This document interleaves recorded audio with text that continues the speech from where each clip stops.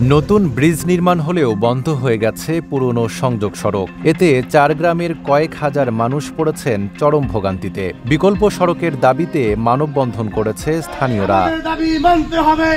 পিরোজপুর কলাখালী স্বরূপকাঠি সড়কের মূলগ্রাম খালের ওপর ব্রিজ নির্মাণ শেষ হলেও সংযোগ সড়ক না খোলায় টোনা, চলিশা, মূলগ্রাম ও তেশোদাসকাঠি গ্রামের মানুষের চলাচল কার্যত বন্ধ হয়ে গেছে।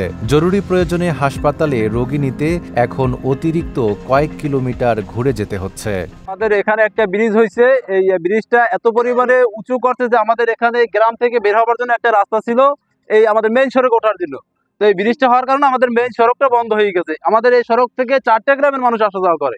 আমরা দেখেছি এই রাস্তা থেকে আমাদের একসময় টেম্পু, রিক্সা এগুলো চলাচল করতে। এখন আমাদের এমন অবস্থা হয়েছে যে মানুষজন আমরা যে রাস্তায় উঠবো তার কোনো ব্যবস্থা নাই। কেউ ঢাকা শহর, খুলনাতে যায় বা এরাও যাওয়ার কোনো বিকল্প আমাদের কোনো ব্যবস্থা নাই। আমরা জেলা প্রশাসক এবং সংশ্লিষ্ট কর্তৃপক্ষের দিকে আকুল আবেদন, অতি সত্ত্বর আমাদের এলাকাবাসী এবং এই ছাত্রছাত্রীরা যেন চলাফেরার জন্য একটা সংযোগ সড়কের ব্যবস্থা করা হয়। আমাদের ব্রিজের সাথে, রাস্তার সাথে, এলাকার সাথে সংযোগ করে দেওয়ার জন্য আমাদের সকলে দৌড় দাবি জানাচ্ছি। এই রাস্তা থেকে প্রতিদিন শত শত বাচ্চারা স্কুলে যায়।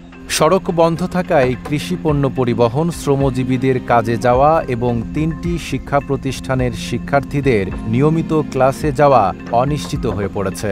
আমাদের ছেলেমেয়েরা স্কুল কলেজে যাইতে পারে না, যাতায়াত পুরো বন্ধ হয়ে গেছে। এখন অসুস্থ রোগী নিয়ে এখান থেকে বের হইতে পারি না, কোনো ডাইনে বামে কোনো রাস্তা নেই। এখন আমাদের কি অবস্থা হবে, কি উপায় হবে? যে আমাদের অত্র এই 4টা গ্রামের লোকজন চলাচল করার জন্য এই যে একমাত্র এই যে ব্রিজ, এখানে ওঠার জন্য কোনো বিকল্প রাস্তা নেই।